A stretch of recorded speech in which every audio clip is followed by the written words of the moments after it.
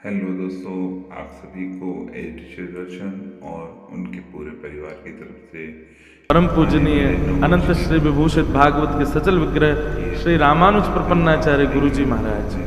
पहली कथा से दोनों संग रहते हैं, सदी पे बनाए रखें। हर हर महादेव। तो पंडित जी आप जब भी जाओ गोवर्धन तो पंडित जी की समाधि स्थल को निश्चित प्रणाम करना। इस कलिकाल में ठाकुर जी का साक्षात अनुभव, ठाकुर जी को साक्षात गोद में खिलाया है और अभी हमारे ही इस शतक के भीतर भीतर ही पूज्य पंडित जी महाराज ने, आप इतने भाव में रहते थे, इतने ब्रजवासियों के, संत जनों के, ब्रज रज के, गिरिराज जी के इतने रसिक प्रिय थे। महाराज जी एक प्रसंग ऐसा है पंडित जी का कि एक बार किसी साधक ने उनसे पूछा कि बाबा जीवन में बड़े कष्ट हैं, क्या करूं? तो ब्रजभाषा ही बोलते थे पंडित जी महाराज। और इतनी हमने तो दर्शन नहीं किया प्रत्यक्ष, शायद 94 में पंडित जी महाराज का भगवत गमन हुआ, 96 में हमारा जन्म हुआ, तो इसलिए पंडित जी का दर्शन तो नहीं हो पाया, पर उनकी वार्ताएं नाना जी से, रसिक जनों से, संतों से खूब सुनी। तो किसी ने कहा कि बाबा जीवन में बड़ा कष्ट है, कहा करूं? तो पंडित जी ब्रजभाषा बोलते, लेकिन इतनी मीठी बोलते थे और ऐसे समाधान देते थे, बड़े बड़े वेदों के सूत्र बता देते थे। तो बैठा के बोले, अरे भैया ये कन्हैया है ना, या को खेलवे को मन करे, हम सबन को सखा बनाए करके हमारे संग खेल खेलो करे, ऐसे बोलते थे पंडित जी। ऐसा सब संत जन बताते हैं। ये कन्हैया हम सबन को ही खिलौना बनाए करके खेलो करे, लाला या बात की चिंता मत करे कि कन्हैया कष्ट दे रो है, अरे यूं विचार कर कन्हैया खेल खेल लो है। और अब चिंता ये मत करियो कि कष्ट जीवन में, बल्कि कन्हैया से यूं कह दियो जितनो चाहो उतनो खेल खेल लो, बस याद रहे खिलौना में ही रहना चाहिए, खिलौना कभी नहीं बदले। लाला तेरो जितनो मन हो उतनो खेल खेल, लेकिन वचन दे के खेल, हे गोविंद देव जी, हे गोपीनाथ जी, खिलौना में ही रहना चाहिए। कभी ऐसा नहीं हो कि कोई दूसरा खिलौना प्रिय लग गया हो वही से खेलन लगे, मैं ही खिलौना रहूं सदा तुम्हारो। ऐसे श्री पंडित जी महाराज, उनका परसों उत्सव था और आज पूज्य महाराज श्री सियाराम जी महाराज, आज उनका भी उत्सव है। श्री दाऊ जी वाले महाराज जी हैं, हरिदास जी महाराज, आज सुबह यहाँ पंगत हुई, कितने सारे जयपुर के संत महापुरुष पधारे, सबने प्रसाद ग्रहण किया। भैया जब हम आचार्य उत्सव मनाते हैं, गुरुजनों के उत्सव मनाते हैं, तो आचार्य और गुरुजन ये कहाँ हैं? ये ठाकुर जी के नित्य निकुंज में है। और जब हम आचार्य उत्सव मनाते हैं तो नित्य निकुंज में हमारे आचार्य ठाकुर जी से कहें कि देखो मेरे सब भक्तजन, मेरे सब रसिक जन मेरा उत्सव मना रहे हैं, संतन को भोजन पवा रहे हैं, कथा करा रहे हैं, खूब आनंद से उत्सव कर रहे हैं, जय जय इन पर कृपा कर दियो। सो निकुंज में आचार्य ठाकुर जी से हमारी प्रार्थना कर दें, ये सब हमारा आचार्य उत्सव मना रहे हैं, इन पर कृपा कर दियो। तो ठाकुर जी कहें कहा कृपा करूं? तो आचार्य चरण कहें कि इन सबन को भी कुंज में बुला ली, ऐसी कृपा कर दो। तो भैया कभी कोई को जन्मदिन में ना जानो पड़े, कोई को जन्मदिन हो मत जाइयो, कोई को ब्याह हो मत जाइयो। आप कहोगे महाराज जी आपको क्या पता, ब्याह में नहीं जाने से और जन्मदिन में नहीं जाने से क्या होता है। पर यदि कहीं भूल से भी आपको पता चल जाए कि कोई आचार्य उत्सव हो रहा है वृंदावन में, जयपुर में, अजमेर में, उदयपुर में, आसपास जहां भी आप जा सकते हो, वहां कोई आचार्य उत्सव चल, बिना बुलाए पहुंच जाओ। आचार्य उत्सव में जाकर के अगर क्षण भर भी आप विराजमान हो जाते हैं तो निकुंज में प्रवेश निश्चित है। निकुंज में प्रवेश का मतलब ये मत समझ लेना कि पधार जाओगे, भगवत धाम गमन। निकुंज में प्रवेश मतलब फिर जब भी मानसी का चिंतन करोगे ना, चिंतन में बैठोगे, तब निकुंज का दर्शन होगा।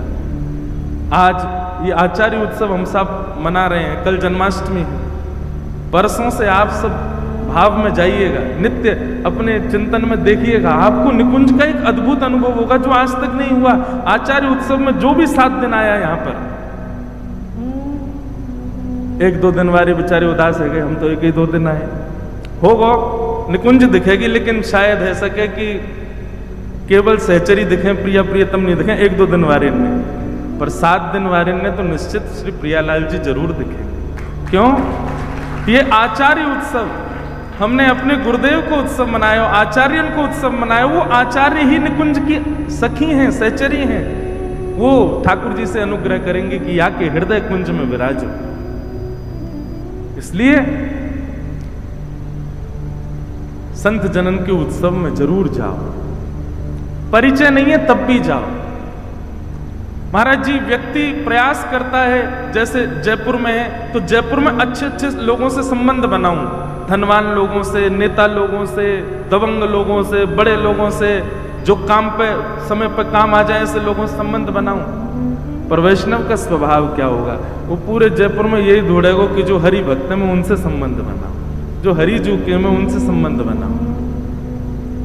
महाराज, ये जयपुर वृंदावन से कम नहीं है, हम व्यास मंच से कह रहे हैं आपसे। वृंदावन की महिमा तो अटूट है, वृंदावन की महिमा तो अलग है, पर ये जयपुर कम नहीं है। हमने अनुभव कर लिया यहां कितनी बार आकर के। आज पूज्य महाराज जी के स्थान पर गए थे, कनक बिहारी लाल जी का वहां दर्शन किया था, महाराज जी ने दर्शन कराया गलता गेट पर। महाराज जी, जब हम आपके आश्रम पहुंचे तो सब साधु महात्मा सो रहे थे हॉल में, और सामने कनक बिहारी लाल जी का दर्शन खुला था। तो जैसे प्रवेश किया तो क्या अनुभव हुआ कि सब साधु महात्मा तान दुपट्टा सो रहे हैं और राम जी हाथ में धनुष बाण लेके कह रहे मैं रक्षा कर रहा हूं, तुम सो। कितना सुंदर दर्शन भयो महाराज जी के यहाँ। उसके बाद पीछे महादेव के दर्शन हुए, ऐसे अद्भुत दर्शन। महादेव शिवलिंग इतनी बड़ी होंगी, और उनमें हनुमान जी का भी दर्शन था, राम जी का भी दर्शन था, जामवंत जी का भी दर्शन था, गंगा जी अवतरण का भी दर्शन था। कैसा सुंदर दर्शन। वहां से जब वापस आने लगे तो लोकेश भैया ने एक सुंदर भाव दिया, सुन के जाओ, खड़े रहो वहीं पे। भैया बोले महाराज जी बताओ नाभाजी ने भक्तमाल जी कहां लिखी? मैंने कहा जयपुर में। और बोले जयपुर में जब लिख रहे थे तो सारे संत नाभाजी के हृदय में आए तभी उन्होंने लिखे? बोले हाँ। तो बोले हृदय में आए इसका मतलब जयपुर में आए। तो सारे संत जयपुर में आ गए, हरिदास जी, हरि व्यास जी, हरिराम व्यास जी और हितरवंश महाप्रभु। तो महाराज जी, तो ये जयपुर भूमि किंचित भी वृंदावन से कम तो नहीं है। मैंने कम तो नहीं है, पर हाँ बराबर भी नहीं है, पर हाँ कम नहीं है। अद्भुत है जयपुर। आप सबका सौभाग्य। अगर हमसे कोई अपराध बन जाए, हमारा पुनर्जन्म हो, तो भगवान से प्रार्थना कि वृंदावन में हो। वृंदावन में नहीं है पाए तो श्री गोविंद देव जी के पास है जाए। वृंदावन में नहीं हो तो जयपुर में है जाए, चले वो। क्योंकि जयपुर में वृंदावन जैसा अनुभव हो गए। नेक नेक देर में यहाँ पे दुकान भी है, तो नेक नेक देर में मंदिर भी आ रहे हैं। थोड़ी थोड़ी दूरी पे ही ठाकुर जी भी विराज रहे हैं। अरे श्री मदन मोहन जी, वे भी जयपुर में ही विराजते थे। वो तो बाद में करौली चले गए, नहीं तो उस नाते से देखें तो राधा गोविंद देव जी, राधा दामोदर जी, राधा विनोदी लाल जी, राधा गोपीनाथ जी और राधा दामोदर जी, पूरा वृंदावन तो जयपुर में ही बस गो। वृंदावन में तो हमारे पास श्री बिहारी जी, राधा वल्लभ लाल जी और श्री राधा रमन जी। तो भैया आचार्य उत्सव, और वो भी ऐसे पावन सरस कुंज के आचार्य उत्सव में आप सब विराज रहे हो। मोकू ये सेवा करवे को अनुभव मिलो है। महाराज जी एक बात कहें, वैसे तो हर कथा में ये लगता है कि कथा विश्राम नहीं हो, चलती रहे, पर यहां तो बहुत ही मन है रो कि चलती रहे। बस अभी 3 ही भक्त में सबरे भक्तन को ही बोल दें। हमारे संघ वाले बोले भैया व्यास मंच पर जाके कुछ भी उद्घोषणा कर देते हैं। 1 महीना की भागवत कथा तो करी हमने, अब मन में ऐसो संकल्प उठ रहा 1 महीना की भक्तमाल और करें। और महाराज जी कितने रसिकन को, कितने वैष्णवन को इन गाथान से प्रेरणा मिल रही है। अब ये संकल्प श्री गोविंद देव जी पूर्ण कराएंगे। अब कहां होगी ये तो, जयपुर में ही हो तो बढ़िया है। 1 महीना सब संतन की चर्चा। भैया भक्तमाल जी में तो इतने संत हैं 1 महीना में पूर्ण नहीं होंगे, इतने भक्तन की चर्चा है। पर फिर भी एक मास कथा तो हो भक्तमाल जी की, तब सुख मिलेगा। अब करेंगे श्री गोविंद देव जी, संकल्प उठ गयो व्यास मंच पे। श्री राधा सरस बिहारी लाल और श्री गोविंद देव जी पूर्ण करेंगे, आनंद करेंगे। देखो गुपचुप बात तो चल रही है कछु हैं? अच्छा मोहर लग गई है।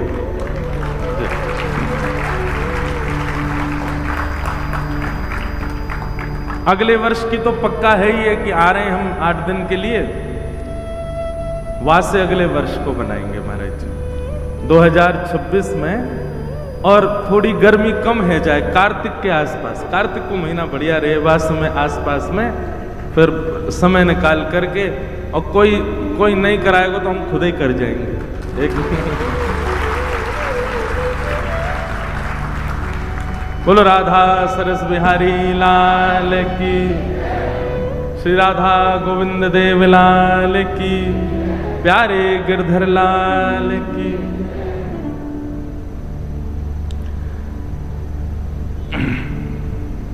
श्री हरिराम व्यास, आज की चर्चा बड़ी मधुर है। हरिराम व्यास जी, जैसे भैया जी बता रहे, हरिराम व्यास जी ये परिवर्तित भक्त हैं और श्री विशाखा जी के अवतार हैं। कौन के अवतार? विशाखा। महाराज जी एक बात मन में आती है, अभी तक हमने जितने चरित्र पढ़े सब कोई ना कोई सहचरी के ही रूप आए, तो इससे एक बात प्रमाणित होती है कि जो भी कृष्ण भज रहा है वो कभी ना कभी कुंज में कोई सेवा में रहा होगा पहले, चाहे मैं हूं चाहे ये सब हूं। हमने कोई अपराध कर दिया होगा, यही मारे ठाकुर जी ने पुनः भेज दियो, नहीं तो निश्चित ही कई जन्मों से बुला रहे हो, कोई तो नाता जरूर होगा, नजरों से नजरें मिला ना पाऊं, मेरी नजर का कसूर हो। संबंध तो है हमारा ठाकुर जी से, क्यों हमको इतने प्यारे लगते हैं। जैसे ही गोविंद देव जी के कपाट खुलते हैं रोंगटे खड़े हो जाते हैं। गोविंद देव जी का, गोपीनाथ जी का दर्शन होता है, मन रूपी मयूर नृत्य करने लगता है। श्री राधा सरस बिहारी जी को देखते हैं तो मन करे कि भैया देखते ही रहें, ऐसे ही देखत रहूं तुम्हें जन्म सफल कर मानूं। क्यों होती है ये बार बार इच्छा, क्यों इतने प्रिय लगते हैं ठाकुर जी हमको? संबंध तो है पूर्व। अब उनके लीला चरित्र में हम लोग प्रवेश करें। श्री भक्तमाल जी में नाभा जी उनका 56 वर्णन कर रहे हैं। उत्कर्ष तिलक अरुदाम को भक्त इष्ट अति व्यास के। और ध्यान पूर्वक सुनिएगा श्री हरिराम व्यास जी की बात। वर्णन करते हुए कह रहे हैं कि हरिराम व्यास जी का नियम क्या है, आपके इष्ट कौन हैं? बोले जिनके भी माथे पर तिलक दिखाई दे जाए, गले में कंठी माला दिखाई दे जाए, हरिराम व्यास जी उसी को ही अपना इष्ट मानते हैं, भक्तों को अपना इष्ट मानते हैं, और संत भक्त यदि हो तो उसको अति इष्ट मानते हैं। ऐसी हरिराम व्यास जी की निष्ठा है भक्तों के प्रति और संतों के प्रति। आपकी वाणी जी में ऐसा वर्णन आता है कि श्री हरिराम व्यास जी इतने संत प्रेमी थे, इतने भक्त प्रेमी थे कि कि कोई महाराज बस नेक दूर से ही दिख रहा हो कि या कि कंठी पहनी भैया हरिराम व्यास जी वहीं से दंडवत कर लेते थे। ऐसी आपकी निष्ठा। एक बार कुछ लोगों ने आपका उपहास करने के लिए एक गधा को पकड़ करके उसके गले में कंठी माला पहना दी और महाराज सिर पर उसके तिलक विराजमान कर दिया ऊर्ध्वपुंड। हरिराम व्यास जी स्नान करके जैसे ही आए, ऊर्ध्वपुंड लगाए, गले में कंठी पहने, एक वंचर जीव गधा घूम रहा था। हरिराम व्यास जी के नेत्र सजल हो गए उसको देख के। जय हो हरि, जय हो हरि। अभी तक तो हमने 2 पैर वाले वैष्णव देखे, आज 4 पैर वाले देखे। और महाराज दंडवत प्रणाम किया उसको। ये निष्ठा सुनने और कहने के लिए, ये वास्तविक है, प्रत्यक्ष है। हमको यहां 2 पैर वालों को प्रणाम करने में भी दिक्कत होती है।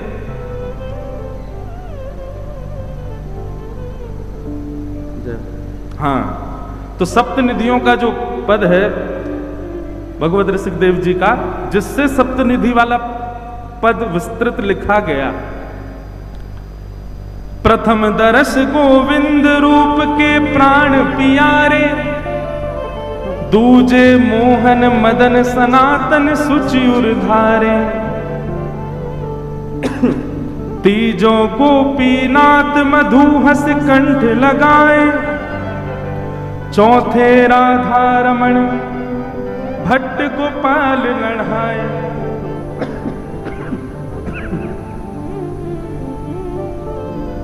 पंचे हित हरिवंश सुवल्लभ वल्लभ राधा, छठवे जुगल किशोर व्यास सुख दियो अगाधा, साते श्री हरिदास के कुंज बिहारी है तहां, भगवत रसिक अनन्य मिली वास करू निधि वनता। ये सप्तनिधियों का भगवत ऋषिकदेव जी का पद था, जिससे वृंदावन प्यारो वृंदावन पद विस्तृत लिखा गया। अभी एक और चौका आया, लाइए भैया। ये कौन सा भाव है, कौन सा वाला? अच्छा हाँ, सरस माधुरी जी ने सप्त देवालयन को वर्णन किया है ना। सप्त देवालयन,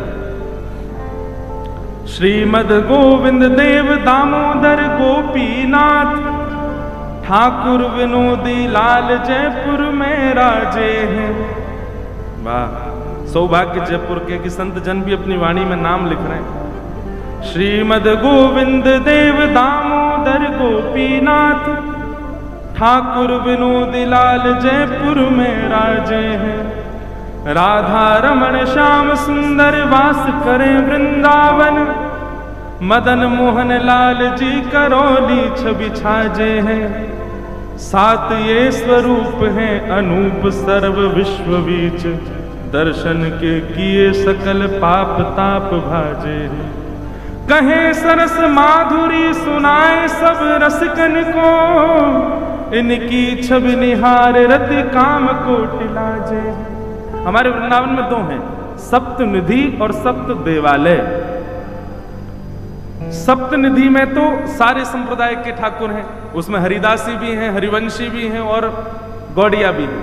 पर सप्त देवालय ठाकुर जी जो हैं ये केवल गौड़ियाओं के हैं, जिनमें से आधे तो राजस्थान में ही हैं। गोविंद देव जी, दामोदर जी, गोपीनाथ जी, विनोदी लाल जी, राधा रमण जी, श्याम सुंदर जी और मदन मोहन लाल जी, ये सप्त देवालय हैं। ये गौड़िया वैष्णव संप्रदाय के 7 लाल जी, जिनमें से श्री राधा रमण और श्याम सुंदर वृंदावन में विराज रहे हैं, बाकी सब राजस्थान में विराज रहे हैं। तो ऐसे प्रणाम।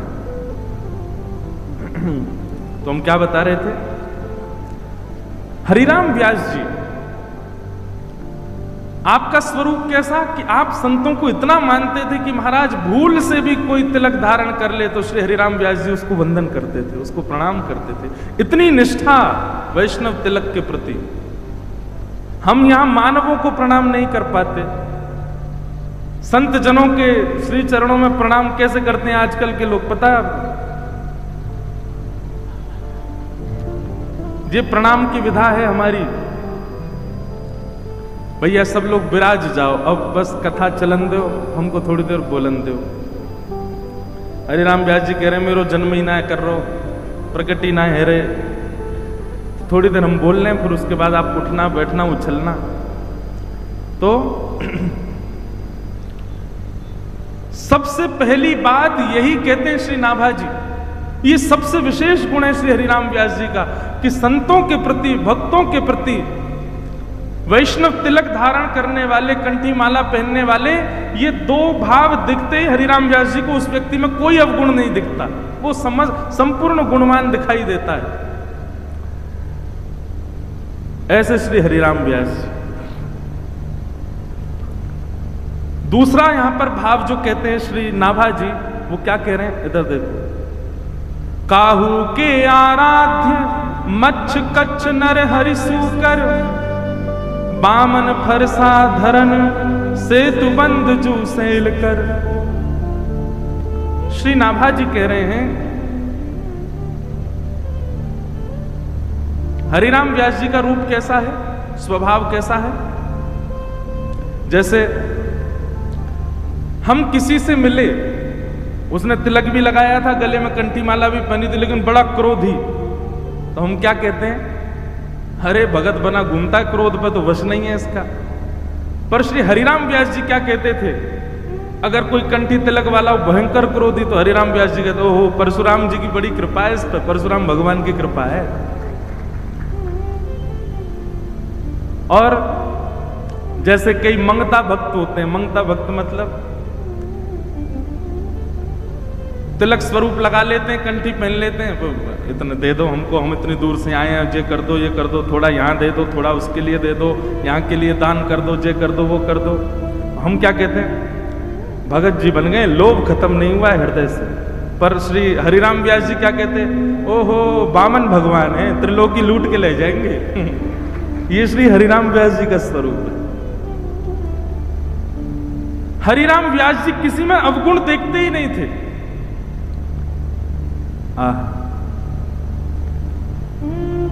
कोई वैष्णव रूप में है और बगल में बैठ करके संसारी चर्चा कर रहा है, हरिराम व्यास जी कहते भैया ये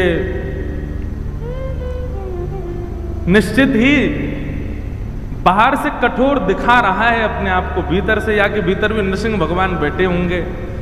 कहने का अभिप्राय श्री नाभा जी वर्णन कर रहे हैं कि वे किसमें अवगुण देखते ही नहीं थे, सब में गुण ही गुण देखते थे, चाहे जैसा भी हो। हरिराम व्यास जी का एक चरित्र आता है, बाद में बताना चाहिए पर अभी छप्पे के अनुसार बता देते हैं। संतों के प्रति इतनी निष्ठा और उनकी निष्ठा की इतनी महिमा सब जगह गाई जाती थी। एक बार एक संत बोले मैं इनकी परीक्षा लेके देखता हूं, तो जाओ। तो वृंदावन में कई लोगों ने दर्शन नहीं किया होगा, किशोर वन, एक किशोर वन है बीच वृंदावन, किशोर वन में आप विराजते थे। वहीं पर श्री जुगल किशोर जी प्रकट हुए थे, जो आज पन्ना में विराजते हैं, छतरपुर के पास मध्य प्रदेश में। तो एक संत आए, बोले मैं इनकी परीक्षा लेके आऊं, पहले से ही डिसाइडेड था कि परीक्षा लेनी है। तो संत गए उनके पास, संतों को आते देख हरिराम व्यास जी तुरंत दंडवत प्रणाम किए, जय हो भगवान, आइए आइए। संत बोले हमको बहुत जोर की भूख लगी है, जल्दी प्रसाद पवाओ। हरिराम व्यास जी बोले सरकार अभी राजभोग का समय हुआ है, जिनको नहीं पता उनको बता, दोपहर की प्रसादी को राजभोग कहते हैं, ठाकुर जी को दोपहर का जो भोग लगे उसको राजभोग कहते हैं। तो बोले अभी राजभोग का समय है, अभी जुगल किशोर जी पहले पालें और उसके बाद प्रसादी आप पहियो। संत बोले एक तो मैं इतना भूखा, इतने दिन से अभी अच्छे से अन्न पाया नहीं, और भूखा प्यासा तुम्हारे पास आया, तुम और प्रतीक्षा के लिए कह रहे हो मुझे, मुझसे प्रतीक्षा नहीं हो रही है, जल्दी पवाओ। तो कुछ वैष्णव बालक थाली लेकर के जा रहे थे जुगल किशोर जी के मंदिर में भोग लगाने। हरिराम व्यास जी बोले सुनो भैया, ठाकुर जी ने एक देर इंतजार कर लेंगे, एक देर भूखे रह लेंगे, पहले इनको पवाओ, लाओ थाली धरो इनके सामने। बहुत ध्यानपूर्वक सुनना, ठाकुर जी का भोग नहीं लगा, अमनिया ही रख दी संत के आगे। बोले महाराज मोह पता है ठाकुर जी को या से ज्यादा सुख में लगो कि आप पहले पाओ, आप पाओ। संत उसमें से पाने लगे। अब पाने में थोड़ी कोई उसमें नमक ज्यादा, किसी में मिर्च ज्यादा, कुछ ऐसा कुछ हुआ होगा, नहीं भी हुआ तो संत को तो परीक्षा लेनी थी। उन्होंने तो महाराज जैसे ही कवल खाया, कवल लेकर के बोले राम राम, इतना राम रस डाल दिया है इसमें, इतनी मिर्च पड़ गई है ये, और चिल्लाने लगे खूब जोर जोर से। हर राम व्यास जी बोले आपने एक देर प्रतीक्षा करो तो दूसरी थाली, दूसरी प्रसादी सिद्ध करवाऊं। बोले प्रतीक्षा के लिए बोलता है, मुझे भूख लगी है बड़ी जोर की। और महाराज उठा करके वो थाली ही हरिराम व्यास जी के सिर पे मार दी।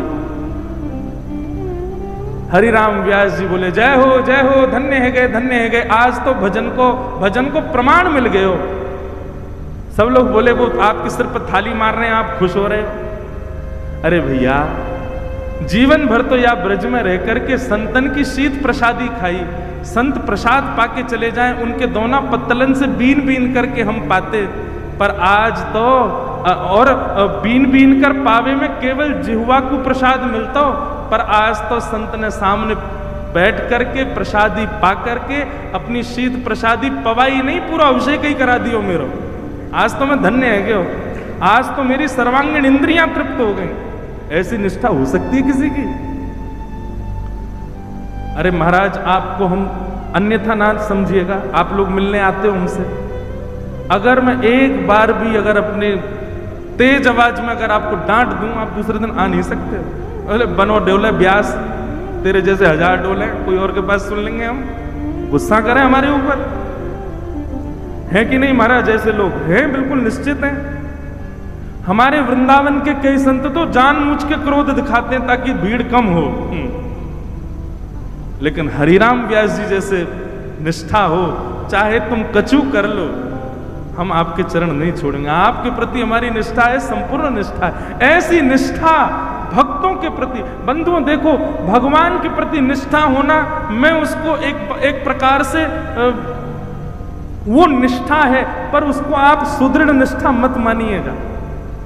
ठाकुर जी के प्रति निष्ठा होना सुदृढ़ निष्ठा नहीं है, वैष्णवों के प्रति निष्ठा होना ये सुदृढ़ निष्ठा है। आप कहेंगे ऐसा क्यों कह रहे हैं आप तो भक्तमाल कर रहे हैं तो ठाकुर जी को कुछ समझ ही नहीं रहे। ऐसी बात नहीं है। ठाकुर जी को आप कैसा भी पवा सकते हो, ठाकुर जी को आप कुछ भी पहना सकते हो, ठाकुर जी को आप कहीं भी बैठा सकते हो, ठाकुर जी के संग कैसे भी व्यवहार कर सकते हो, पर वैष्णवों के प्रति व्यवहार से पहले आपको चिंतन करना पड़ेगा, सोचना पड़ेगा। कुछ भी नहीं पवा सकते, कहीं भी नहीं बैठा सकते, उनका सम्मान आदर सब चीज का विचार करना पड़ेगा आपको। भैया ठाकुर सेवा सब सीख जाएंगे, पर हरि जन की सेवा ये ठाकुर जी ही सिखाते हैं।